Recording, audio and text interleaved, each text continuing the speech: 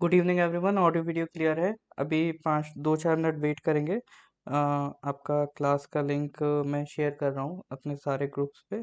फिर उसके बाद हम स्टार्ट करेंगे क्लास।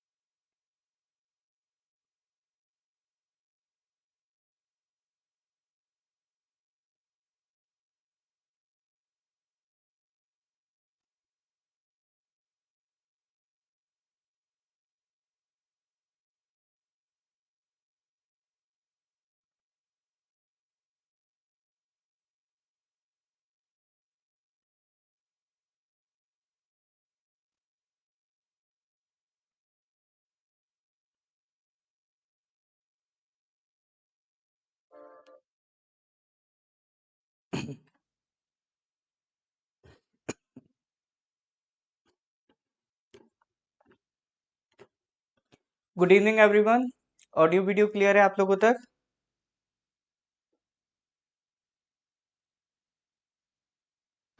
हाँ जी सर, ऑडियो वीडियो क्लियर है। तो ये सर आपका अभी आज हम लोग जो अपना रेगुलर करेंट अफेयर्स अफेयर्स करते हैं उसकी जगह आज अरुणाचल टाइम्स के एनालिसिस कर रहे हैं। एक्चुअली अभी आज डिले हो गया था। वैसे तो मैं आपका बाई आफ्टरनून इसका रिकॉर्डिंग वीडियो अपलोड कर देता हूँ, बट चूंकि आज डिले हो गया था तो फिर मैंने सोचा अब इसको जो 9 PM वाली हमारी क्लास है उसमें एक बार डिस्कस कर लेंगे। लाइव क्लास में डिस्कस कर लेंगे तो इससे एक फ़ायदा ये भी हो जाएगा कि आपके एनालिसिस रिगार्डिंग अगर कोई डाउट है तो आप वो भी पूछ सकते हो। उसके अलावा अगर आपको इसमें कोई क्वेरी है लाइक आपको कुछ सजेस्ट करना है तो उसको भी आप डिस्कस कर सकते हो। ठीक है ना, इस वजह से अपन ने यहाँ पर आज इसको लाइव क्लास कर रहे हैं। ठीक है। नहीं जी, मैं अमरजीत सर नहीं हूँ। अमरजीत सर आपका मैथ्स का क्लास लेते हैं, मैं जीके का लेता हूँ। ठीक है, GK and current affairs. Good evening जी। ताशी जी बिल्कुल ठीक हैं, आप कैसे हैं? तो देखिए बहुत टाइम बाद अपन ये फेसबुक पे लाइव हो रहे हैं। इससे पहले अपन काफ़ी टाइम से इधर यूट्यूब स्टार्ट कर दिया था। आज काफ़ी टाइम बाद फेसबुक पे लाइव क्लास कर रहे हैं।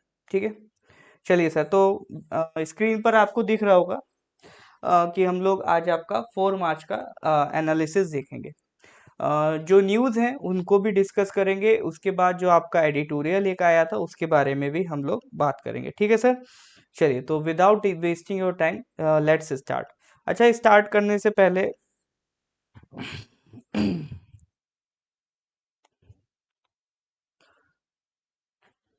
एक मिनट।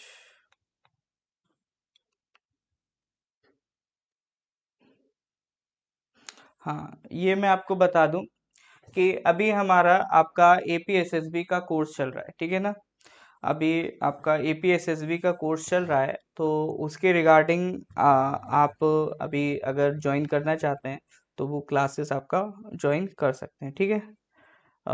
नेक्स्ट अब न्यूज़ पे स्टार्ट करते हैं। न्यूज़ पे आने से पहले, हाँ, न्यूज़ इम्पोर्टेंट न्यूज़ है सर। वैसे तो देखो डायरेक्ट इस पे क्वेश्चन बने चांसेस कम है, लेकिन फिर भी जो जो पॉइंट्स आपके एग्जाम में बन सकते हैं वो भी हम डिस्कस करेंगे।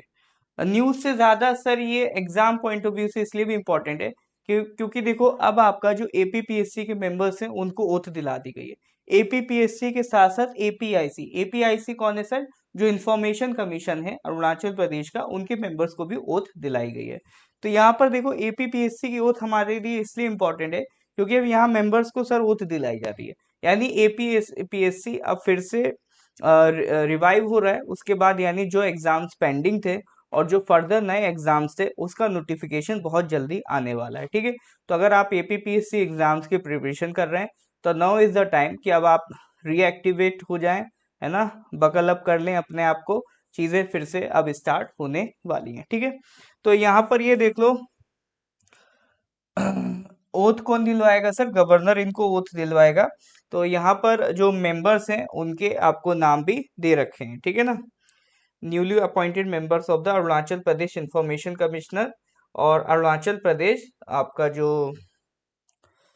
सर्विस कमीशन है उसके मेंबर्स। इसमें एक चीज ध्यान रखना, आपका जो अरुणाचल के गवर्नर हैं वो कौन है सर? केटी पटनायक है, ठीक है ना। तो और चीफ सेक्रेटरी कौन है? कालिंग तायंग है। कालिंग तायंग कौन है? आपका चीफ सेक्रेटरी है, ये ध्यान रखना। चलिए सर, तो इसके अलावा एक बार थोड़ा सा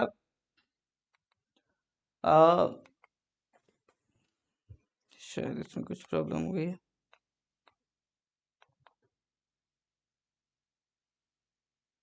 ओके, ठीक है। तो इसमें थोड़ा सा एपीपीएससी की बात कर लेते हैं और इंफॉर्मेशन कमिश्नर आपका कब बना है उसकी बात कर लेते हैं, ठीक है। तो देखो यहाँ पर एपीपीएससी की वेबसाइट से ही ये मैंने आपका कंटेंट उठाया उठाया है। इसमें आप ये ध्यान रखिएगा, एपीपीएससी फॉर्मेशन कब हुआ था? 1988 में। ये क्वेश्चन भी कभी कभी एग्जाम्स में आपका अरुणाचल जीके के नाम पे आ जाते हैं। अच्छा, कल भी ऐसी आपकी न्यूज आई थी कि आपका जो सिलेबस है वो भी चेंज होने वाला है। आपके जो सीएम साहब हैं उन्होंने ऐसा बोला है कि एपीपीएससी का सिलेबस चेंज होगा। चेंज होने का मतलब है उन्होंने ये बोला है कि जो अरुणाचल रिलेटेड क्वेश्चंस हैं उसमें एडिशन अब बढ़ेगा। तो हो सकता है कि एक अलग से पेपर अरुणाचल जीके का ऐड हो जाए या फिर सिलेबस में स्पेसिफिकली अरुणाचल जीके मेंशन कर दिया जाए। तो जैसा भी होगा वो नोटिफिकेशन जब आएगा उसके बारे में हम तब बात करेंगे, ठीक है। तो 1988 में आपका ये कमीशन इस्टेब्लिश हुआ था। अगर आपसे पूछ ले कि एपीपीएससी के फर्स्ट चेयरमैन कौन थे, तो नाम ध्यान रखिएगा, श्री टीएस द्योरी जी इसके फर्स्ट आपका कमिश्नर थे। इसके अलावा अरुणाचल प्रदेश इंफॉर्मेशन कमीशन के भी मेंबर्स को ओथ दिलाई गई है। ये जो अरुणाचल प्रदेश इंफॉर्मेशन कमीशन, ठीक है, ये दो होते हैं सर। एक तो होते हैं सेंट्रल लेवल पे इंफॉर्मेशन कमिश्नर्स, ठीक है ना। एक होते हैं स्टेट लेवल पे इंफॉर्मेशन कमिश्नर्स। तो आपका एक राइट टू एक्ट आया था 2005, ठीक है ना। राइट टू एक्ट आया था 2005, जिसके तहत अगर आपको गवर्नमेंट से कोई सवाल है वो क्वेश्चन आप उनसे पूछ सकते हैं, ठीक है। तो राइट टू एक्ट 2005 के तहत स्टेट में भी आपका इसको लॉन्च किया गया था, ठीक है। तो ये तो आया था राइट टू एक्ट 2005 में। लेकिन स्टेट की अगर हम बात करें तो यहाँ पर इंफॉर्मेशन कमिश्नर 1 साल बाद बना था इन 2006, ठीक है ना। तो एक चीफ इंफॉर्मेशन कमिश्नर और 4 अदर इंफॉर्मेशन कमिश्नर्स, ये मिलके अरुणाचल प्रदेश का इंफॉर्मेशन कमीशन बनता है, ठीक है। इसमें दो चीज खास ध्यान रखिएगा, एपीपीएससी स्टैब्लिश हुआ था 1988 में और आपका अरुणाचल प्रदेश का जो इंफॉर्मेशन कमीशन है वो कब इस्टेब्लिश हुआ था? 2005 में। ठीक है सर, तो इसको ध्यान रखिएगा। बात समझ में आ रहा है कि नहीं आ रहा है? चलिए, बाकी देखो, स्टेट पीसीएस होते हैं या जो यूपीएससी होते हैं उसके लिए आर्टिकल कॉन्स्टिट्यूशन में है 315 से 323। ठीक है, 315 से 323, इसको ध्यान रखिएगा। तो ये लिखा भी है अंडर आर्टिकल 315 आपका एबीपीएससी कॉन्स्टिट्यूट किया गया। तो कॉन्स्टिट्यूशन में जो आपका यूपीएससी है और जो स्टेट पीसीएस है उसके फॉर्मेशन से रिलेटेड आर्टिकल कहाँ से कहाँ तक है? 315 से 323। इसको भी आप ध्यान रखिएगा रिगार्डिंग योर एग्जाम। ठीक है सर, चलिए फिर बात समझ में आ रही है कि नहीं आ रही? क्लियर है तो सर गिव मी ए थम्स अप। हाँ जी सर क्लियर है तो गिव मी ए थम्स अप। फिर हम लोग आगे बढ़ते हैं अगली न्यूज की तरफ। अगली न्यूज क्या है सर? अगली न्यूज है आईपीपीआई लॉन्च्ड इन स्टेट्स। सर आईपीपीआई क्या है? देखो, एक पोलियो से रिलेटेड एक मिशन चल रहा है, इंटेंसिफाइड पल्स पोलियो इम्यूनाइजेशन।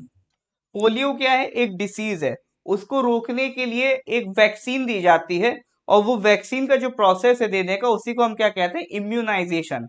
तो पोलियो का इम्यूनाइजेशन प्रोग्राम चल रहा है, intensified pulse polio immunization campaign चल रहा है देश भर में। तो ये आपका अभी कहाँ देखने को मिल रहा है? District hospital in east Kameng district. ठीक है ना, तो ईस्ट कामेंग डिस्ट्रिक्ट का जो डिस्ट्रिक्ट हॉस्पिटल है वहां पर ये आपका देखने को मिल रहा है।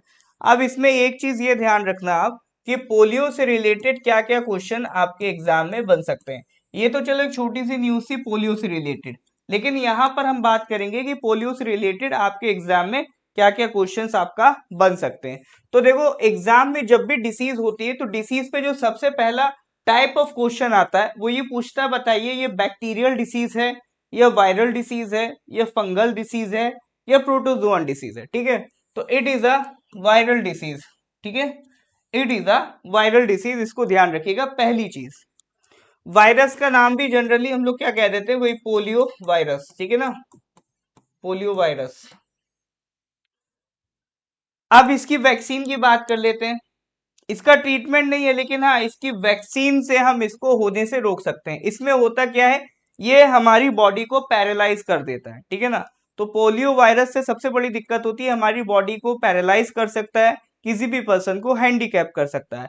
इवन जो मसल्स हमारी ब्रीथ में हेल्प करती हैं, अगर उसने उनको पैरालाइज कर दिया तो इंसान की जान भी जा सकती है। तो इतनी घातक बीमारी भी बन सकती है पोलियो। ठीक है, चलिए, तो इसमें से दो तरह की वैक्सीन होती है। एक होता है oral polio vaccine. Oral polio vaccine आपने देखा होगा, अमिताभ बच्चन साहब का ऐड आपने कई बार शायद इधर उधर देखा हो कि 2 बूंद जिंदगी की। तो वो जो ऐड है वो किसके लिए है? पोलियो की ओरल वैक्सीन के लिए है। आपको भी शायद याद होगा कि बचपन में आप लोगों को कैंप वगैरह लगते थे तो उसमें पोलियो की वैक्सीन पिलाने ले जाया जाता था। तो वो इसीलिए ले जाया जाता था ताकि पोलियो जैसी बीमारी को हम खत्म कर सकें। ठीक है ना, ये ओरली दिया जाता है as a birth dose. 3 dose होती है जनरली, एक 6 एज पे, एक 10 ईयर पे, एक सॉरी एंड 14 वीक्स पे। ठीक है ना, 3 डोज होती है जनरली, और एक 1 बूस्टर डोज होती है 16 to 24 मंथ। कब दी जाती है ये इंपॉर्टेंट नहीं है। ठीक है ना, नाम ध्यान रखना, ओरल पोलियो वैक्सीन। एक होती इंजेक्टेबल पोलियो वैक्सीन। ठीक है ना, ये होती इंजेक्टेबल पोलियो वैक्सीन। ये एक तरीके के आप मान लो बूस्टर डोज है। मतलब ऐसा नहीं कि सर मैंने तो सिर्फ बचपन में 2 बूंद जिंदगी की पी है, इंजेक्शन तो लगवाया नहीं। ठीक है, तो उतना टेंशन नहीं लेना। ये एक एडिशनल डोज है, ये एडिशनल डोज है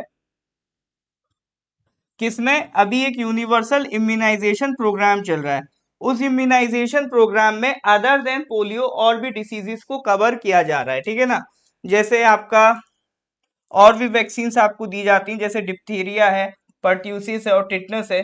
इनकी जो आपको वैक्सीन दी जा रही हैं उसके एडिशनल में एक पोलियो की वैक्सीन भी दी जा रही है। ठीक है, तो ये एक एडिशनल वैक्सीन है जो आप ओरल ले रहे हो, उसके अलावा ये एक एडिशनल डोज है जो यूनिवर्सल इम्यूनाइजेशन प्रोग्राम में लॉन्च किया गया है। ठीक है, अब इसमें एक क्वेश्चन और बन सकता है, सबसे इंपॉर्टेंट क्वेश्चन क्या बनेगा, ये मैंने आपको बता दिया, सीधा पूछेगा बताओ ये वायरल डिसीज है या बैक्टीरियल डिसीज है, इस तरह से। तो ये वायरल डिसीज है, इसको आप ध्यान रखेंगे। और एक जो बहुत और इंपॉर्टेंट क्वेश्चन है, वर्ल्ड पोलियो डे किस दिन सेलिब्रेट होता है। आपके एग्जाम्स में डेज एंड डेट्स के क्वेश्चन बहुत बनते हैं, ठीक है। तो डेज एंड डेट्स के क्वेश्चन में सर जरूर याद रखेंगे कि वर्ल्ड पोलियो डे किस दिन सेलिब्रेट होता है। इट इज सेलिब्रेटेड ऑन 24 अक्टूबर। ध्यान रहेगा कि नहीं रहेगा। तो जब भी पोलियो की बात आए पहले तो ध्यान रखना polio is a viral disease, और दूसरी चीज ध्यान रखना 24 अक्टूबर। कुछ भी भूल जाओ, ये दो बातें आपको नहीं भूलनी है, ठीक है ना। देखो सर, इन्हीं को कहते हैं शॉर्ट नोट्स। मैंने इतना कंटेंट आपको बताया, लेकिन जब समराइज करने की बारी आई तो मैंने आपको 2 पॉइंट्स बता दिए, ठीक है ना। तो इसी तरह से आपको भी अपने शॉर्ट नोट्स बनाने होते हैं। पढ़ते हैं आप बहुत कुछ है, लेकिन उसमें जो की पॉइंट्स होते हैं, जो आपका बिल्कुल क्रक्स होते हैं उस पूरी डिटेल का, उसको आपको लिखना होता है। और वो एकदम से आप नहीं डेवलप करोगे, वो धीरे धीरे डेवलप होगा जब आप चीजों को पढ़ोगे, रिवाइज करोगे, समझोगे, ठीक है सर। शुरुआत में तो सब नया लगता है, शुरुआत में तो लगता है सर ये भी कर लो वो भी कर लो, दैट्स इट, ठीक है। चलिए, तो यहां तक समझ में आ रहा है तो क्लियर है, तो give me a thumbs up, ठीक है सर। फिर हम लोग आगे बढ़ते हैं अगली न्यूज की तरफ। अगली न्यूज है implementation of tripartite pact key to securing future of Tripura tribals, ठीक है। त्रिपुरा में जो आपका ट्राइबल एरिया है उनके लिए एक एग्रीमेंट साइन किया गया है। किस किस में, वो जो ट्राइबल पीपल है उनके लीडर जो है त्रिपुरा में था, त्रिपुरा गवर्नमेंट और सेंटर, इनके बीच एक आपका एग्रीमेंट साइन किया गया है। उस एग्रीमेंट में ये कहा गया है कि जितने भी वहां के त्रिपुरा के इंडिजीनियस पीपल हैं, उनकी जितनी भी इश्यूज होंगे उनके लिए गवर्नमेंट वर्क करेगी, ठीक है ना। जितना भी लैंड और पॉलिटिकल राइट्स है, उनकी हिस्ट्री से रिलेटेड, इकोनॉमिक डेवलपमेंट से रिलेटेड, आइडेंटिटी, कल्चर, लैंग्वेज से रिलेटेड, तो वहां पर गवर्नमेंट क्या करेगी, उनके सारे इश्यूज रिजॉल्व करेगी। रिजॉल्व कैसे करेगी, उसके लिए कमीशन बनाया जाएगा, और उस कमीशन में कुछ की स्टेप्स लिए जाएंगे जो इस इश्यूज को रिजॉल्व करेंगे, ठीक है। तो अभी तो एग्रीमेंट में बस यही बोला गया है, इतनी डिटेल्स मेरे को मिली है। तो अब आगे जो फर्दर रिजोल्यूशन लिए जाएंगे, स्टेप्स लिए जाएंगे, तो जब वो न्यूज में आएंगे तब हम उसकी बात करेंगे, ठीक है सर। चलिए, तो ये तो हो गया यहां तक। नेक्स्ट क्वेश्चन, वो सॉरी नेक्स्ट न्यूज पे आते हैं। Next news is states must aid centre, ठीक है। ये एक अच्छा एडिटोरियल है, ठीक है ना, इसी का आगे मैं डिस्कशन कराऊंगा। एक बेसिक मुद्दा बता देता हूँ, ये एडिटोरियल कहना क्या चाह रहा है, ठीक है। फिर उसके बारे में मैं बताता हूँ एडिटोरियल में लिखा गया है। देखो देखो सर, मोटी मोटी बात ये एडिटोरियल ये बोलना चाह रहा है कि जैसे किसानों को एमएसपी दिया जाता है, ठीक है ना। तो एमएसपी की मदद से किसानों को फायदा हुआ है, और जिन क्रॉप्स पे मान लो हैं तो 23, लेकिन वीट और पैडी, ये दो क्रॉप्स को सबसे ज्यादा फायदा हुआ है एमएसपी का। और एमएसपी की ही बदौलत ये दो क्रॉप्स ने अपना प्रोडक्शन बहुत ज्यादा बढ़ा लिया है। किसान इसको प्रेफर करते हैं क्योंकि यहाँ पर उनको सिक्योरिटी है कि मार्केट में उनका जो क्रॉप है कहीं भी बिके ना बिके, सरकार उसको परचेज कर लेगी। तो एमएसपी ने इन क्रॉप्स को बहुत ज्यादा फायदा उठाया पहुंचाया है। लेकिन उसके चक्कर में अदर जो क्रॉप्स हैं वो अंडरमाइन हो रही हैं, उनको प्रायोरिटी नहीं मिल रही है। तो उसको कैसे रिजॉल्व कर सकते हैं, इसी के रिगार्डिंग एडिटोरियल ये ऑथर ने लिखा है, ठीक है।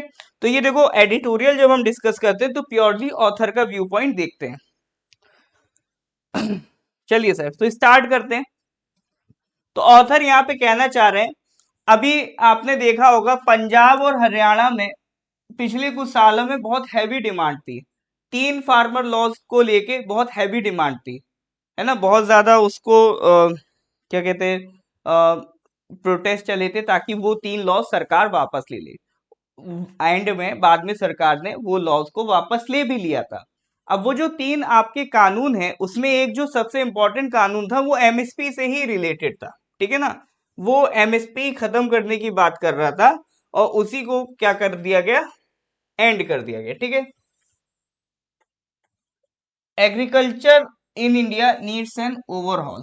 तो यहाँ अभी जो किसानों की डिमांड थी और किसानों के जो मुद्दे थे उसको देख के लग रहा है कि सर एग्रीकल्चर के रिलेटेड अभी बहुत बड़े बड़े मेजर रिफॉर्म्स लेने की जरूरत है, ऐसा आपका ऑथर कहते हैं। ठीक है ना। यहाँ पर उन्होंने एमएसपी को भी डिफाइन किया है कि जो गवर्नमेंट क्या है किसानों को जो मिनिमम प्राइस सेट कर देती है, ठीक है, मतलब वो एक श्योरिटी है, मिनिमम सपोर्ट प्राइस, कि मान लो मार्केट में अगर उनकी क्रॉप का दाम कम भी हो जाए तो एक मिनिमम प्राइस गवर्नमेंट सेट कर देगी, उस मिनिमम प्राइस पे तो गवर्नमेंट आपसे परचेज कर ही लेगी। तो यानी किसी भी सूरत में मार्केट फ्लक्चुएशन कुछ भी हो, आपको इंश्योरिटी है कि इस क्रॉप से आपको फायदा मिलेगा ही मिलेगा। तो दैट इज योर एमएसपी। ठीक है ना। चलिए, अब ये जो कानून थे इनमें सबसे बड़ी दिक्कत क्या थी, गवर्नमेंट विड्रॉ कर रही थी to procure the products of farmers. मतलब गवर्नमेंट एक तरीके से अभी जो फार्मर्स से एफसीआई के थ्रू परचेज कर रही है व्हीट और पैडी, उससे स्टेप बैक कर रही थी इन लॉज में, इसीलिए इसके अगेंस्ट प्रोटेस्ट थी। फिर बाद में ये कानून आपके खत्म कर दिए गए। अब देखो यहाँ पर ऑथर कहना चाहते हैं कि चलो हमारी कंट्री में तो ये सब चल रहा है, लेकिन बाकी कंट्रीज में क्या चल रहा है। तो वो ये कहना चाहते हैं बाकी कंट्रीज में आप देखोगे, neither the MSP is prevailing not the government is procuring any crop. Other countries में अगर आप चले आओ, वहां कोई एमएसपी का कंसेप्ट नहीं है, वहां कोई गवर्नमेंट किसी क्रॉप को प्रिक्योर नहीं हो रहा कर रही है। लेकिन दूसरी साइड गवर्नमेंट ये भी कह रही है, कोई भी कंट्री कितनी छोटी या बड़ी हो, कितनी डेवलप्ड या बैकवर्ड हो, गवर्नमेंट कंटिन्यूअसली इस बात पे कॉन्शियस है, इस बात पे अवेयर है कि किसानों का जो प्रोडक्शन हो रहा है और जो फार्म प्रोडक्ट्स वो बना रहे हैं उसमें मार्केट में क्या चल रहा है। ठीक है ना। भले ही अदर कंट्रीज में एमएसपी जैसे रूल्स नहीं है, बट स्टिल वहां के जो किसान हैं, वहां की जो गवर्नमेंट है स्टिल नजर बनाए हुए है कि किसानों को प्रॉपर फायदा हो रहा है कि नहीं हो रहा है। ठीक है ना। तो वहां पर सर सिस्टम क्या चलता है, तो वहां पर ये चलता है कि सर जैसे बड़े बड़े कंट्रीज भी आप ले लो, लाइक कनाडा और ऑस्ट्रेलिया की बात कर लो, तो प्राइवेट कंपनीज क्या करती हैं, किसानों के साथ कॉन्ट्रैक्ट साइन करती हैं। ठीक है ना। तो यानी एमएसपी के बियॉन्ड जो ऑथर हैं वो बता रहे हैं कि अदर कंट्रीज में क्या चलता है, private companies direct contract sign कर लेती है फार्मर से। अब कॉन्ट्रैक्ट में क्या होता है, एक प्राइस फिक्स कर दिया जाता है कि जब क्रॉप का प्रोडक्शन होगा उसके बाद किसान उस रेट में उस जो बिजनेसमैन है, वो जो कंपनी है, उसको डायरेक्ट उस रेट में जो आपका फसल है उसे बेच देंगे। अब इससे फायदा क्या होता है, इससे जो प्राइस का वॉलेटाइलिटी है कि प्राइस घट बढ़ सकता है, उससे किसान क्या हो गए, टेंशन फ्री हो गए। इट इज लाइक आपने ऑर्डर जाके दे दिया, पेमेंट पहले फिक्स कर दी, अब टेंशन नहीं है मार्केट में रेट घटेगा क्या बढ़ेगा, आपको वो रेट आपका जो कॉस्ट है वो वसूल हो जाएगी। तो यानी ऑथर बताना चाह रहे हैं कि भले उनकी कंट्रीज में एमएसपी नहीं है, लेकिन ये जो कॉन्ट्रैक्ट है उसकी मदद से उनके प्राइसेस में मेंटेनेबिलिटी रहती है, वोलेटाइलिटी कम हो जाती है। ठीक है ना। लेकिन ऑथर यहाँ पर कह रहे हैं कि भाई देखो, अब हम दूसरी कंट्री को एग्जैक्टली भी कंपेयर नहीं कर सकते कि वहां की कंट्रीज और हमारी कंट्रीज में डिफरेंस है। ठीक है ना। हमारी कंट्री में एक तो सबसे बड़ी दिक्कत क्या है, पॉपुलेशन। पॉपुलेशन की सबसे बड़ी दिक्कत है ना। 60% आबादी एग्रीकल्चर में है, और सबसे बड़ी बात जो 95% ऑफ द होल्डिंग्स है। ठीक है, मतलब मान लो 1000 लोग हैं जिनके पास फार्म्स हैं, तो उसमें से 950 ऐसे लोग हैं जिनके पास जो जमीन है वो लेस देन 2 हेक्टेयर है। ठीक है ना। वो क्या है सर, लेस देन 2 हेक्टेयर। तो अब आप सोच रहे हो कि सर हमारे यहाँ कॉन्ट्रैक्ट फार्मिंग क्यों नहीं चलती है ना, हमारे यहाँ बिजनेसमैन क्यों नहीं कॉन्ट्रैक्ट देते हैं कंपनी को। तो सबसे बड़ी दिक्कत क्या है, हमारे यहाँ जो लैंड है वो बड़ा कम है सर। 95% ऑफ द जो लैंड होल्डिंग है वो कितनी है, लेस देन 2 हेक्टेयर। यानी लोग, किसानों के पास जमीन है लेकिन इतनी बड़ी जमीन नहीं है कि वो किसी बिजनेसमैन से डील कर पाए। ठीक है ना। तो इतनी छोटी जमीन होने की वजह से वो किसी चीज का रिस्क नहीं ले सकते, क्योंकि वो इतना लेबर वगैरह लगाएंगे और उसमें अगर कंपनीज उनको कुछ ना दें तो क्या फायदा। और कंपनीज भी ऑब्वियसली बात है, अगर कुछ परचेज करेंगी तो बड़े अमाउंट में परचेज करेंगे, है ना, बड़े खेत में कॉन्ट्रैक्ट करेंगे। जो 2-2 हेक्टेयर के लैंड लिए हुए हैं उनसे क्या फायदा, कंपनीज को, ठीक है। अब ये सर ये 2-2 हेक्टेयर के लैंड क्यों है कंपनीज के पास, इसकी कहानी क्या है? देखो इंडिया में चलता क्या है, सिचुएशन क्या है,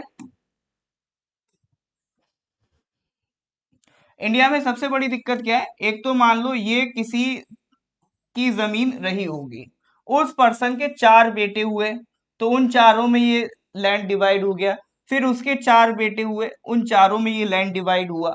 तो ये लैंड फ्रेगमेंटेशन की प्रॉब्लम इंडिया में बहुत बड़ी है, यानी लोगों के पास खेत हैं लेकिन बहुत छोटे छोटे, लेस देन 2 हेक्टेयर। अगर बड़े खेत होंगे तो वो मॉडर्न मशीन्स लगा सकते हैं, ठीक है ना, बड़े लेवल के आपका कॉन्ट्रैक्ट साइन कर सकते हैं, लेकिन 2 हेक्टेयर से कम लैंड पे वो क्या ही करेंगे, ठीक है ना। तो इसी वजह से मॉडर्नाइजेशन ऑफ एग्रीकल्चर इंडिया में नहीं हो पाता है। अब कोई ट्रैक्टर खरीदेगा तो उसके लिए जमीन भी तो होनी चाहिए ट्रैक्टर लायक, अब 2 हेक्टेयर से कम की जमीन है। अब ऐसा हो इसलिए रहा है क्योंकि जो पॉपुलेशन है वो एग्रीकल्चर में ही सिमट रही है।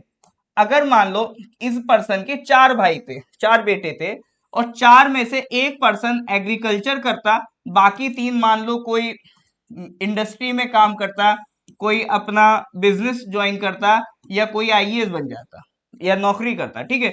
ये 3 अगर कोई अलग काम पकड़ लेते तो इस पर्सन को ये पूरा लैंड मिल जाता, भले वो बाकी 3 भाइयों से परचेज कर लेता लेकिन इस पर्सन को ये पूरा लैंड मिल जाता, तो ये लैंड फ्रेगमेंटेशन की प्रॉब्लम नहीं होती। तो लैंड फ्रेगमेंटेशन की प्रॉब्लम इसलिए हो रही थी, इसलिए अभी तक इंडिया में रही है, क्योंकि एग्रीकल्चर के अलावा और कोई उन्हें स्कोप नहीं दिख रहा है जिसमें वो जाए, ठीक है। तो ये बड़ी दिक्कत है लैंड फ्रेगमेंटेशन की। चलिए, तो जो हमारे पास खेत हैं सर वो ज्यादा बड़े बड़े नहीं है, ये बड़ी दिक्कत है। फिर पहले देखो आजादी के टाइम पर अगर हम बात करें तो हमारी प्रोडक्टिविटी बहुत ज्यादा लो थी, कमजोर थी, क्योंकि ब्रिटिशर्स हमसे इस तरह की क्रॉप्स लगवाती नहीं थी फूड की, वो हमसे लगवाते थे इंडिगो, ओपीएम, ठीक है। तो उस चक्कर में हमारी प्रोडक्टिविटी हो गई थी कम। तो जब देश आजाद हुआ तो सबसे बड़ा जो हमारे लिए सिक्योरिटी थी वो थी फूड सिक्योरिटी, कि अपना जो अनाज है वो हम अपने देश में उगाएं। और 1960s तक जाते जाते ये सिचुएशन और खराब हो गई। ये सिचुएशन यहां तक पहुंच गई थी कि हमारे जो पूर्व प्रधानमंत्री हैं लाल बहादुर शास्त्री जी, उन्हें अनाउंस करना पड़ा था कि हम लोग फास्ट रखेंगे, हम हिंदुस्तानी दिन में एक टाइम खाएंगे, ताकि एक टाइम के खाने की रोटी हम बचा सके। हमें फॉरेन कंट्रीज से आपका जो वीट है वो मंगाना पड़ रहा था। तब गवर्नमेंट ने एमएस स्वामीनाथन जी को बुलाया और उनकी मदद से कई सारी स्कीम्स लॉन्च करी और एग्रीकल्चर प्रोडक्टिविटी को बढ़ाया। तो जो प्रोडक्टिविटी बढ़ी तो एक क्रांति, एक रेवोल्यूशन हुआ। उस रेवोल्यूशन को हम क्या कह रहे हैं, उस रेवोल्यूशन को कह रहे हैं सर हम ग्रीन रेवोल्यूशन, ठीक है ना।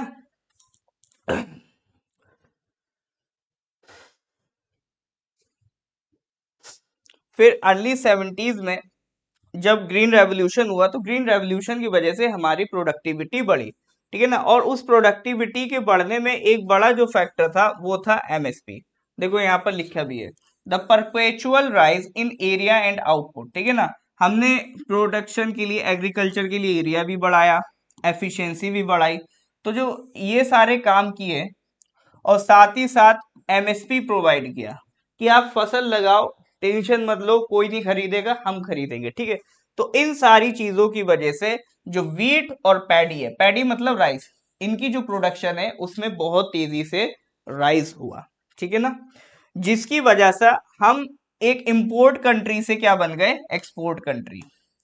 यानी पहले हम वीट और पैडी जो इंपोर्ट कर रहे थे, दूसरी कंट्री से मंगा रहे थे, अब हम उसको क्या कर रहे हैं, एक्सपोर्ट कर रहे हैं, ठीक है सर। अब इसमें यह भी नोटिस करना कि जो एरिया और आउटपुट था वीट और पीडी का, it was thrive, the output of other crops either remained stagnant and dive to a low level because of the lack of assured marketing।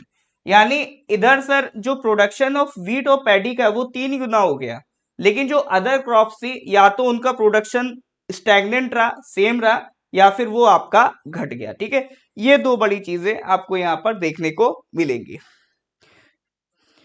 तो यहां तक चीजें समझ में आ रही है कि नहीं आ रही है सर, ठीक है। इज दैट क्लियर और नॉट क्लियर है तो sir give me thumbs up. यहां पर मैं आपको समझाने की कोशिश कर रहा हूं कि आपके जो ऑथर हैं वो एग्रीकल्चर की प्रॉब्लम्स को कैसे समझा रहे हैं, ठीक है। तो उन्होंने जो भी यहाँ पर मेंशन किया उसको हम समझने की कोशिश आपका कर रहे हैं, ठीक है। तो यहाँ पर एक जो सबसे बड़ी दिक्कत क्या थी कि आपका सर हमारे पास जमीन नहीं थी, हमारे पास प्रोडक्ट्स नहीं थे, वो सब गवर्नमेंट ने प्रोवाइड किया, फैसिलिटीज दी, ग्रीन रेवोल्यूशन स्टार्ट किया। तो वीट और पैडी में हमने अपना जो पहले इंपोर्ट कर रहे थे अब इतना प्रोड्यूस करने लगे कि हम इंपोर्ट की जगह क्या करने लगे सर, आपका एक्सपोर्ट करने लगे, ठीक है सर। कोई डाउट तो नहीं है। तो जब गवर्नमेंट को आगे रियलाइज हुआ कि नहीं सर, हमने तो सिर्फ एग्रीकल्चर के नाम पे सिर्फ वीट और पैडी को बढ़ावा दिया, तो गवर्नमेंट ने कहा चलो ठीक है, इसके अलावा हम और भी चीजों में फिर एमएसपी दे देते हैं। गवर्नमेंट को लगा एमएसपी बोल दो बात खत्म हो जाएगी। तो जो ऑयल सीड्स हैं, पल्सेस हैं, कोर सीरियल्स हैं, उनको भी गवर्नमेंट ये क्या करा, एमएसपी की तरफ, एमएसपी में उनको भी ऐड कर दिया, ताकि अब जो किसान हैं वो वीट और पैडी के अलावा इनको भी लगाएं।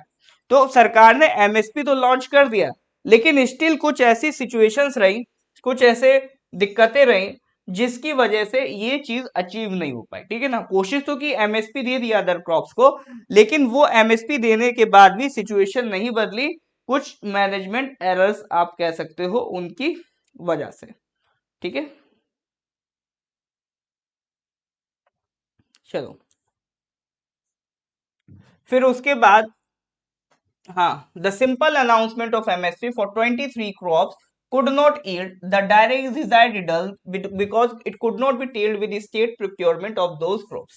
मतलब स्टेट प्रोक्योरमेंट उस लेवल पे नहीं हो पा रहा था जिस लेवल पे व्हीट एंड पैडी का था, बाकी क्रॉप्स का उस लेवल पे नहीं हो पाया, जिसकी वजह से जो एमएसपी है वो काम नहीं करा। तो यहाँ पर ऑथर यही कहना चाह रहे हैं कि अगर सरकार एमएसपी दे रही है तो स्टेट गवर्नमेंट्स भी इन्वॉल्व हो, ठीक है ना। ऐसा नहीं सारा काम सेंट्रल गवर्नमेंट का ही है, स्टेट गवर्नमेंट भी अपने एंड पे वर्क करे, ताकि जब सेंट्रल और स्टेट गवर्नमेंट मिलके इस पर काम करेंगे तो हम एग्रीकल्चर को और बेटर आपका बना सकते हैं, ठीक है। चलिए अब ये यहाँ पर कहना चाहते हैं कि सर जहां पर स्टेट प्रोक्योर कर रहा है तो वहां पर एमएसपी काम कर रहा है, यानी वीट एंड पेडी में स्टेट ने चीजों को खरीदा, स्टेट गवर्नमेंट ने खरीदा, तो वहां पर ये वीट एंड पैडी क्रॉप जो थी वो उसका प्रोडक्शन बढ़ा। तो अगर बाकी क्रॉप्स में भी स्टेट प्रोक्योर करता, उसमें अगर स्टेट प्रोक्योरमेंट अच्छा होता, तो वहां पर भी आपका एमएसपी का फायदा होता, ठीक है। अब ये यहां पर कहना चाह रहे हैं कि सर देखो इंडिया में क्या है, 15 डिफरेंट क्लाइमेटिक जोन्स हैं। अब यहां पर एक तरीके से ऑथर सॉल्यूशन की बात कर रहे हैं, ठीक है। अभी तक तो हमने प्रॉब्लम की बात कर ली, अब हम सॉल्यूशन की बात कर रहे हैं। तो ऑथर क्या कहना चाह रहे हैं कि देखो 15 एग्रो क्लाइमेटिक जोन हैं, डिफरेंट डिफरेंट, यानी हर एक जोन में एक अलग फसल उगाई जा सकती है। Each zone is producing different crops, ठीक है ना। यहां तक कि एक सिंगल स्टेट में डिफरेंट डिफरेंट जोन्स हैं जो डिफरेंट डिफरेंट क्रॉप्स के लिए सुइटेबल हैं। यानी अगर देखोगे आप कि हर एक क्रॉप का एक अलग जोन होता है, वहीं पर उस क्रॉप को इजीली उगाया जा सकता है। जैसे राइस है, राइस क्या मांगता है सर, पानी ज्यादा मांगता है। तो ऐसे एरियाज जहां पर आपका पानी ज्यादा अवेलेबल है, ठीक है ना, जैसे तेराई वाला रीजन रीजन, तो वहां पर आप राइस को इजीली लगा सकते हो। वीट क्या मांगता है, थोड़ी सी ठंड मांगता है, तो जहां पर वो ठंड अवेलेबल है वहां पर आप वीट लगा सकते हो। तो क्लाइमेटिक कंडीशंस बदलने की वजह से जो टाइप ऑफ क्रॉप है वो भी बदल सकता है। तो ये कहना चाह रहे हैं जो 23 क्रॉप्स जिनके लिए एमएसपी अनाउंस किया गया है, या फिर उसकी जगह popular crops of the different states and even of different districts in the same states, तो उनका ये कहना है कि जो हर एक जोन की जो पॉपुलर क्रॉप है उसकी एश्योर्ड मार्केटिंग होनी चाहिए। ये लाइन इंपॉर्टेंट है, इसको ध्यान रखना। यानी ऑथर यहाँ पर क्या कह रहे हैं कि हर एक एरिया में, जैसे 15 क्लाइमेटिक जोन है, हर एक एरिया में एक क्रॉप पॉपुलर है, तो गवर्नमेंट क्या करे, हर एक जोन की एक क्रॉप को उठा ले और उसकी गारंटी ले ले कि तुम्हारी क्रॉप हम खरीदेंगे ही खरीदेंगे। तो इससे क्या है, एग्रीकल्चर में वैरायटी आएगी। लोग सिर्फ और सिर्फ वीट और पैडी के पीछे नहीं पड़ेंगे कि वीट और पैडी ही उगा रहे हैं, डिफरेंट डिफरेंट क्रॉप्स को फिर वो लोग ग्रो करेंगे। तो ये आपका पॉइंट बहुत इंपॉर्टेंट है, the popular crops of each zone must have assured marketing, ठीक है ना।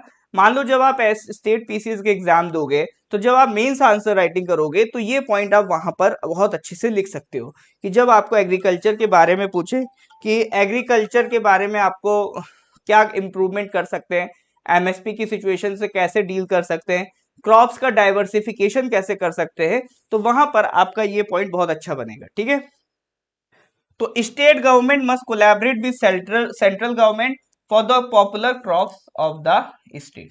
ठीक है, और साथ ही साथ किसानों को इंसेंटिव भी दिया जाना चाहिए ताकि वो ज्यादा से ज्यादा ईल्ड प्रोड्यूस करें, यानी जितना जो ज्यादा ईल्ड प्रोड्यूस करेगा। ईल्ड क्या होती है, मान लो 1 हेक्टेयर ऑफ खेत में 100 kg ऑफ गेहूं उग रहा है, ठीक है ना, और दूसरा किसान है वो 1 हेक्टेयर में 120 kg उगा रहा है, हाइपोथेटिकली स्पीकिंग। तो आप क्या करो, आप इस किसान को ज्यादा इंसेंटिव दो, इसको ज्यादा फायदा दो। ठीक है, इसको आप क्या करो, ज्यादा फायदा दो। होता क्या है, अब जब आप इस किसान को ज्यादा फायदा पहुंचाओगे तो ये किसान भी सोचेगा अच्छा इसने एफिशिएंसी पे काम किया है, हम भी एफिशिएंसी पे काम करेंगे, तो जो क्रॉप्स का प्रोडक्शन है वो भी आप इससे बढ़ा पाओगे। तो दो चीजें करनी है, एक तो हर एक जोन की पॉपुलर क्रॉप की एश्योर्ड मार्केटिंग करो, दूसरी क्या करो आप, किसानों को इंसेंटिव दो। ठीक है, जो जितना बेटर यील्ड प्रोड्यूस कर रहा है। अब यहां पर उन्होंने कुछ डेटा दिए हैं कि जब हम आजाद हुए थे तो कंट्री की पॉपुलेशन कितनी थी, 340 मिलियन थी। ठीक है ना, बट 2020 में कितनी हो गई, 1380 हो गई। यानी हमारी पॉपुलेशन राइज आजादी के बाद से 2020 में कितनी हो गई, 4.4 गुना पॉपुलेशन हमारी बढ़ गई, 4 गुना पॉपुलेशन बढ़ गई। लेकिन अगर इसका कंपैरिजन वीट से करोगे कि वीट प्रोडक्शन कितना बढ़ा, तो पहले जो 1090 मिलियन टन था वो बन गया, हाँ पहले जो 70 मिलियन टन था वो बन गया 1090, यानी कितना बढ़ गया सर, 15.5 टाइम्स। यानी पॉपुलेशन बढ़ रही है 4.4 टाइम्स और वीट बढ़ रहा है 15.5 टाइम्स। तो कौन ज्यादा तेजी से बढ़ रहा है, वीट का प्रोडक्शन आपका ज्यादा तेजी से बढ़ रहा है कंपेयर टू पॉपुलेशन प्रोडक्शन। ठीक है, तो इससे हमें यह पता चल रहा है कि हमने वीट पर कितना काम किया और वीट पर कितना फायदा हुआ। अब ऑब्वियसली बात है जब प्रोडक्शन लेवल इतना बढ़ गया, ठीक है ना, कंपेयर टू पॉपुलेशन, तो ऑब्वियसली बात है इतने वीट को हम क्या करेंगे, यहां तक सिचुएशन हो गई कि गवर्नमेंट स्टोर नहीं कर पा रही है, चूहे खाए जा रहे हैं पूरी पूरी क्रॉप, तो गवर्नमेंट उसको एक्सपोर्ट भी कर रही है। तो जहां हम पहले इंपोर्ट करते थे अब हम इतना सेल्फ सफिशिएंट हो गए हैं कि हम उसको एक्सपोर्ट भी करना शुरू कर दिए। ठीक है, और यही सिचुएशन बता रहे हैं कि आपका पैडी की रही है। तो ये सारी चीजें किस वजह से हो पा रही है, ये सारी चीजें हो पा रही हैं आपका एमएसपी देने की वजह से, ऐसा आपका ऑथर ने कहा है। ठीक है, तो ये पॉइंट आई थिंक फिर दोबारा रिपीट हो गया। ये पैडी के बारे में भी गवर्नमेंट यही था कि पैडी भी आपका 4.8 टाइम्स बढ़ा, हमारी पॉपुलेशन 4.4 टाइम्स बढ़ी, पैडी का प्रोडक्शन भी 4.8 टाइम्स बढ़ा। It was possible because of the miracle of MSP. ठीक है ना, अब ये यहां पर कह रहे हैं कि भैया जो डेवलप्ड कंट्रीज है हम लोग उनका मॉडल फॉलो कर सकते हैं। कैसे कर सकते हैं कि गवर्नमेंट उनकी फार्म प्रोडक्शन को मॉनिटर कर रही है, ऐसा नहीं है कि बस अंधाधुंध एमएसपी दे दिया, आप फार्म प्रोडक्शन मैनेज करो, उसको पूरा मॉनिटर करो कि कहाँ कितना किस क्रॉप का प्रोडक्शन ज्यादा हो रहा है, किस क्रॉप का प्रोडक्शन कम हो रहा है। यानी ऐसा ना हो ना कि बिना बात के हम जबरदस्ती बहुत ज्यादा प्रोडक्शन कर दें, क्या मतलब सर, फिर उसको वो वेस्ट हो रहा है वो प्रोडक्ट, उससे बेटर है जो अदर क्रॉप्स है उनकी प्रोडक्शन को हम बढ़ाएं। ठीक है ना, और ऐसा नहीं कि सर हम सिर्फ सीरियल्स वीट और आपका जो पैडी है उस पर फोकस करें, और भी क्रॉप्स हैं सर, लाइक पोटैटोज हैं, टोमेटोज हैं, मिल्क है, एग्स हैं, फ्रूट्स हैं, इनका भी हम क्या करें, प्रोडक्शन का ध्यान रखें। ठीक है ना, और इस तरह का मॉडल है, इस तरह का मॉडल हर स्टेट में अडॉप्ट होना चाहिए। एक केरला का मॉडल है इंटरफेरेंस इन वेजिटेबल प्राइसेस, उसको भी हमें फॉलो करना चाहिए। ठीक है, तो होमवर्क अगर आपको करना है तो एक बार Kerala model of interference in vegetable prices आप पढ़ लेना, बहुत ज्यादा डिटेल हो जाती है इसलिए मैंने उसको मिस स्किप कर दिया। ठीक है, तो Kerala model of interference in vegetable prices को भी हमें फॉलो करना चाहिए। साथ ही साथ other than staple products like wheat paddy, उसके अलावा अदर क्रॉप्स पे भी हमें इंसेंटिव देने चाहिए, like potatoes tomatoes milk eggs and fruits, थोड़ा रैशनलाइज्ड वे में, ठीक है। तो ये यहां पर ऑथर का कहना है रिगार्डिंग योर प्रोडक्शन, ठीक है। और जो भी फार्मर्स डिफरेंट क्रॉप प्रोड्यूस कर रहे हैं उनका रजिस्टर्ड हो स्पेसिफिक एरिया, मतलब फिक्स कर दो इस एरिया में सिर्फ ये क्रॉप उगेगी, दूसरी क्रॉप नहीं उगेगी, ठीक है ना। और जो स्टेट्स हैं और जो डिस्ट्रिक्ट्स हैं उनको जोन्स में डिवाइड कर दो कि कौन से जोन में कितनी यील्ड आ रही है, कौन से जोन में कितनी यील्ड आ रही है, तो उससे क्लैरिटी मिलेगी कि किस एरिया में प्रोडक्शन कम है, किस में ज्यादा है, ठीक है ना। क्योंकि एक चीज ये नोटिस करी गई है कि जो एरिया सुइटेबल भी नहीं है, जो एरिया वीट पैडी के लिए सुटेबल भी नहीं है, वहां पर भी वीट पैडी लगाया जा रहा है ओनली बिकॉज ऑफ एमएसपी। आज सिचुएशन ये होगी कि राजस्थान में भी सर आपका पैडी क्रॉप लग जाती है जहां पानी ज्यादा चाहिए होता है। एग्जाम्पल भी दिया है, पंजाब का जो सैंडी एरियाज है वहां पर पैडी ग्रोन हो रही है, ठीक है ना, वो सिर्फ और सिर्फ स्टेट प्रोक्योर कर रहा है इस वजह से।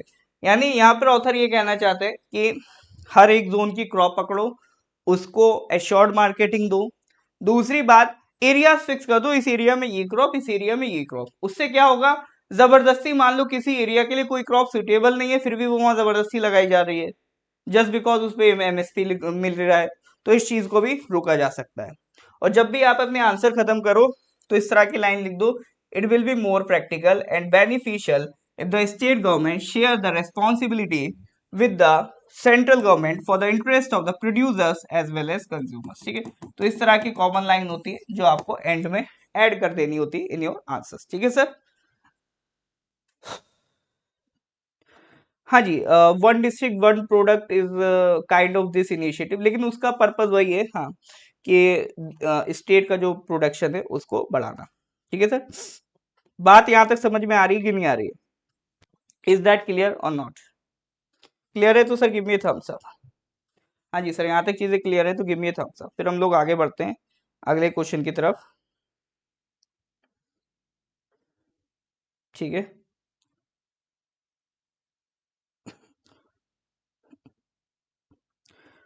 ठीक है, ये सर आपका स्पोर्ट्स से रिलेटेड न्यूज है। तो एक तो अभी सिंगापुर में गोल्फ की वर्ल्ड चैंपियनशिप थी, विमेन वर्ल्ड चैंपियनशिप, ठीक है। गोल्फ की विमेन वर्ल्ड चैंपियनशिप थी, बाकी पीडीएफ तो आपको मिल जाएगा।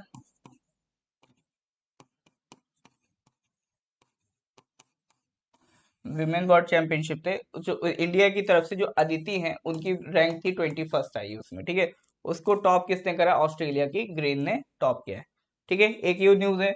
दूसरी, न्यूजीलैंड ओपन में for first professional title Takahiro हाथीजी wins New Zealand open for first professional title, ठीक है। तो ये स्पोर्ट्स से रिलेटेड दो न्यूज मेरे को इंपॉर्टेंट दिखी तो ये मैंने इसको इसमें ऐड कर दिया।